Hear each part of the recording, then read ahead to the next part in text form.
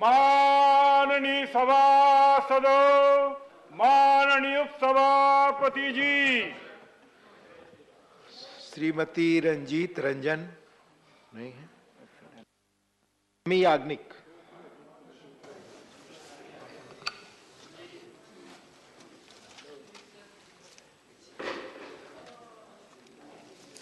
Thank you, sir.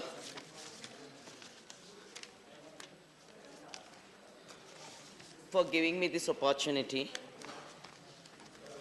to speak on the appropriation bills number 4 and 5. Sir, through these bills, approval of the Parliament is sought for an amount of rupees 4,35,938 crores as additional expenditure. It's a big amount. Out of this amount, rupees 3,25,000 crores is only for revenue expenditure. So the moot question that arises is how come there was so much error in planning? I would like to know from the Honorable Finance Minister, was it devoid of any priorities or was there any misplaced focus when the monies were allocated? Whatever it is or whatever it may be, it definitely indicates a gross miscalculation of expended expenditure. Sir, I would like to definitely request the Honorable Finance Minister to respond on the points which I am highlighting today.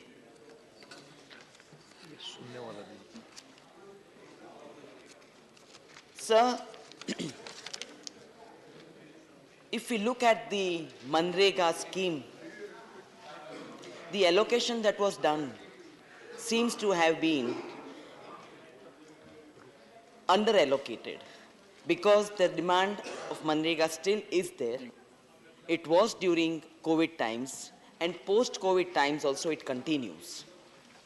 So this scheme, which was brought in by the UPA government, is one of the best schemes for rural employment in the world. It is rated as such. It provides employment to unemployed people in the rural areas for unskilled or skilled labor. And the important part is that women get employment. So this scheme that was brought during the UPA time, along with other acts that were brought, the Food Security Act and the Right to Education and other empowering right-based act, have lifted almost 23 crores of people, 27 crores of people out of the below poverty line. They moved to the middle class, sir. But if we look at what has happened to the current situation, 23 crores have been pushed below the poverty line.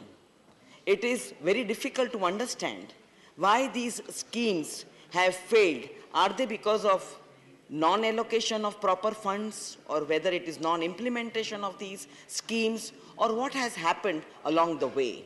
But today when we are here to see that the appropriation bill get the desired supplementary allocation of funds, I am just here to show that the government has continually grossly undermined or underestimated the importance of Manrega, sir.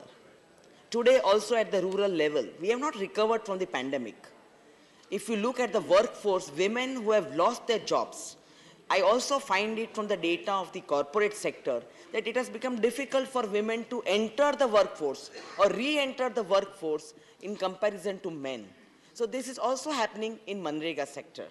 Madam Minister, I would just like to see that you give a little importance on this women aspect or gender budgeting as far as Manrega is concerned, and also look at the workforce for re-entry of women into the force. It is very difficult to see the data because I do not want to quote any studies today or bring out data, but the fact remains that the women who lost their jobs also faced domestic violence within the domestic spheres, and they could not get whatever help they could by way of counseling or by way of economic help or by way of other kind of uh, for example, by way of food security. I think there has been some kind of uh, uh, mismanagement at a certain level.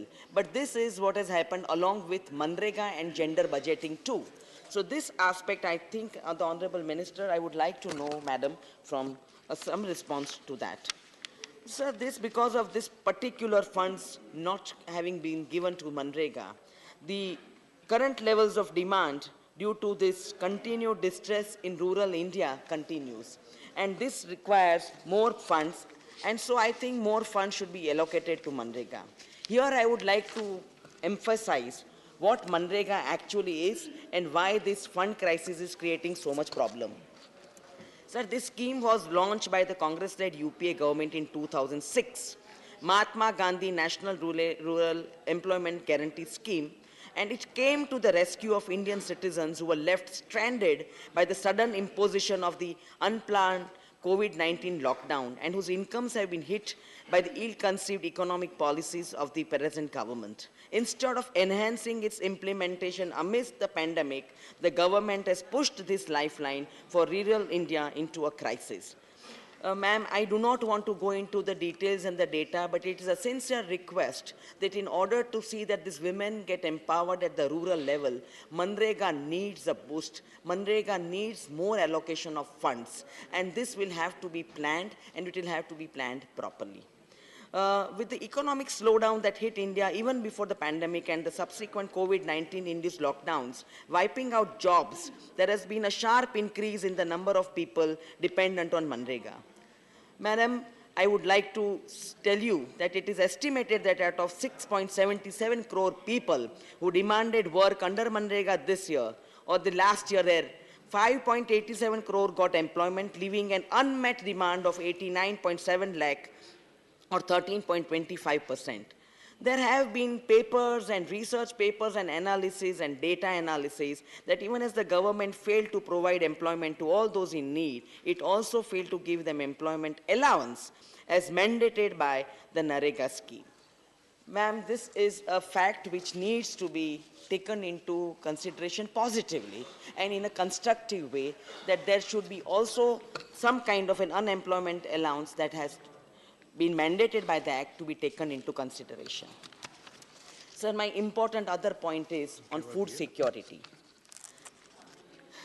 Ma'am, the National Food Security Act was brought in 2013.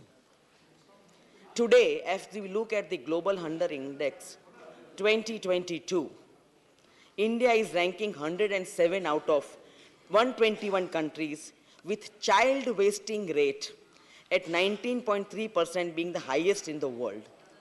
This is very serious, sir.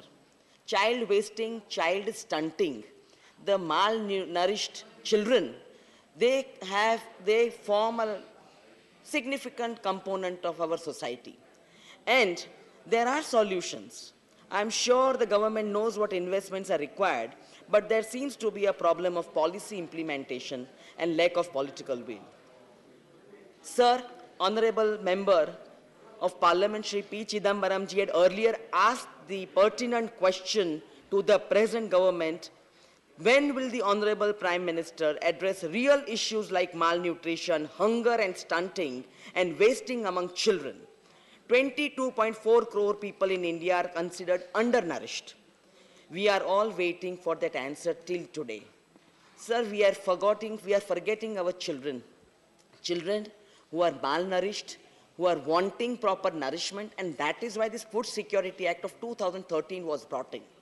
We should not forget that the distribution of food grains, which is continuously referred to, that 80 crores of people have been given 5 kilograms of food, has come under the center's Pradhan Mantri Garib Kalyan Anna Yojana, which provides these 5 kilograms of food, and that is free of cost per month to 80 crore beneficiaries. Today, sir, I do not also want to go into the issue of who are these beneficiaries. The beneficiaries terminology is given in this particular act. There also there is a component of women empowerment, because the head of the family should be woman, she should be having a ration card, and that is how these grains are distributed. But these beneficiaries which are listed on the portal are as per the 2011 census. Thereafter, there has not been any census conducted. And so, I would also like to request the Honorable Finance Minister that are these portals giving the right number, right data? Where is this 80 crores people data coming from? So whether there is going to be another data, there is going to be a census, and whether there is going to be the list of these beneficiaries who have got these 5 kilograms. And let's not forget, this is again because of the act that the UPA government brought. So this is the second scheme that the UPA government brought to lift out people from below the poverty line to some good income level. So the third point which I would like to bring to the notice of the Honorable Finance Minister is that when we talk about the allocation of funds, sir, this 5 kilogram of food grains to 80 crore people somehow, I think, has not been able to lift us from the below poverty line, and that, I think, needs to be taken care of, whether the allocation of funds happens or doesn't happen. But when we are talking about a supplementary allocation of funds, I think these priority areas or these areas which need focus for the economy to be boosted, to see that the country, our nation, India, stands out, this needs to be taken care of. Now, sir, coming to the third point, which is very important, again, for the growth of our country's economy, is the MSME sector. So time and again we hear 6.3 crores of medium, small and micro industrial units. It employs 11 crores of people. But where are those 11 crores of people getting employment? Where are these units? We hear the ministers and we hear the FICCI and ASSOCHAM and CII industrial clusters speaking about industries, but these are big industries. We are talking of small industries in the MSME sector. Were they allocated the right funds? We have the portals. Do these people in the cooperatives, in the collectives, the women collectives, at the village level, at the rural level, where they are coming out with small clusters, are they getting to the banks, to the credit facilities, to these portals? Do they have the digital platforms? Do they have the awareness? Sir, this is the MSME sector we are talking about, and this MSME sector needs immediate attention and allocation of funds. This priority or this focus has been missed, I think, by the Honorable Finance Minister. I would urge her, I would request her to respond on this very important point, because this MSME sector is the backbone of India's economy, and it will be broken, it will not come up to the mark unless and until incentives that are meant for these people, the portals that are made, number of portals are made, but where is that digital platform? Where is that access to these digital platforms? Where is the awareness among these people that, yes, here I qualify to be an MSME unit. Here we are 8 women collecting together to form a collective. We want to go for a micro-industrial unit. How does she know about it? How are these portals working? So are these allocation of funds focused? Are they having any priority? What are these funds doing then? And that is the moot question, I think. Supplementary funds can be allotted. The House will not have any issue on that. But I would like to know, okay, where are these focus, where are these priorities lying? So women, again, is a part of MSME. And again, she has to go to the banks. From the data we get, the credit facilities, it's very difficult for her to access the banks, to go to the banks, to get that funds, to know how to go about with that funds, the wherewithal, the understanding, the awareness, and how to train them ultimately, whether there are procurement issues from the industry, where there's a percentage count that women can go and get this procurement. Where are these wherewithals? How do the women of this country know about them? So the third point is gender budgeting. And gender budgeting also includes violence against women, taking care of that particular point. Women were pushed into the domestic spheres because of COVID. The COVID phase has been over now. But those women who are pushed into those domestic spheres, the data shows that the women suffered domestic violence. There was no way they could get help from the helpline numbers. They are again in abundance. They couldn't reach counseling centers. They couldn't have economic independence. They couldn't get any help from family because there was isolation procedures going on, processes going on. Sir, this gender budgeting was meant at that time I remember very clearly, to see that Honorable Finance Minister's resolve that the women should be there as part of the development, general development of economy in the country. But I think it has failed in a sense. The crime record shows that there was 30% rise in these kind of crimes. The kidnapping, abduction, I don't want to go to the crime records right now or the data of that. But women need this gender budgeting. The allocation has to be multifold, not double. It has to be multifold because they are connected to education. Now, if you look at the education of women, there have been a very, very strong data on dropout of girl children. Safety and security being the main reason why the girls are not sent to far-off schools. The second thing is, we brought the Right to Education Act, again, a very, very third laudable scheme and act of the UPA government, which lifted the women out of that undereducated societal strata to come to empowerment, educational empowerment. Education gives an empowerment, and these women, you find them at every level.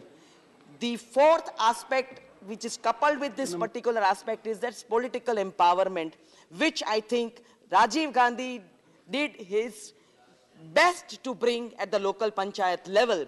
And it has fructified today that we have got more than 1 lakh women sarpanches in the country in the last 2.5 decades. But that political empowerment alone will not happen unless you have allocation of funds for women, for women's education, for women's empowerment. Sir, another thing where gender budgeting is concerned is that when we want the women to have their children study online post-COVID, we want women to study, we want women to stand out and take decisions. And we all the time, I hear democracy, participatory democracy, but you don't want women in decision-making positions. Unless and until you give them the education, they will not be able to empower themselves or take part in decision-making processes in a participatory democracy like India.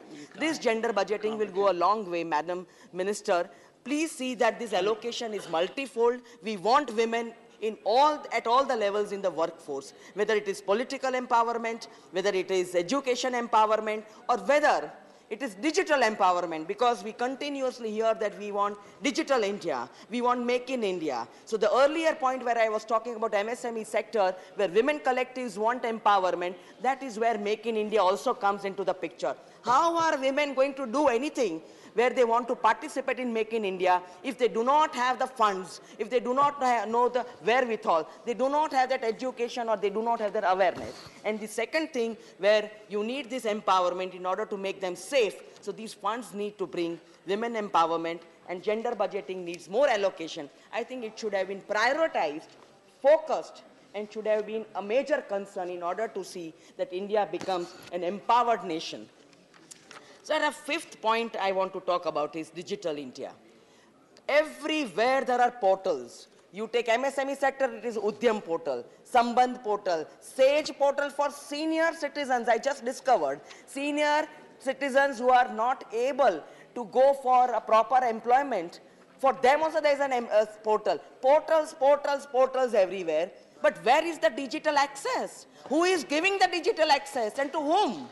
The children who get online education, they find pornographic sites pop up. Where is cyber security? So where are the funds allocated going to if they are not for educating children, educating women, educating and empowering women? These are the issues that the funds need to be used for, and that is why I want this gender budgeting and education budgeting to be multifold. And so if this supplementary expenditure which has happened and which has not taken this into account needs to be taken into account. So last and the most important point is that it was very sad for me, just one point, sir, but very sad for me to learn from the data that 32 million Indian children have never been to any school. Sir, this is a topic that touches my heart all the time. I find members of parliament shouting and taking all kinds of digs and bits at previous governments. But these three acts which I have talked about are by the UPA government, the education part, the food security part, and the employment part. And yet, despite all this, our children are not being able to go to primary school. What is that which is holding them back in not seeing that the Anganwadis are furnished, there are more children, more facilities? I think this last point I would like to urge to the Honorable Minister that kindly look into this fund allocation and see that our children, they are the future of the country. If they are not educated, then I think this Make in India, Digital India, Go to India, Do this India will not work, sir. It has to be the children who have to be given education and they have to be empowered. There is one more Thank you speaker. very much, sir. Shri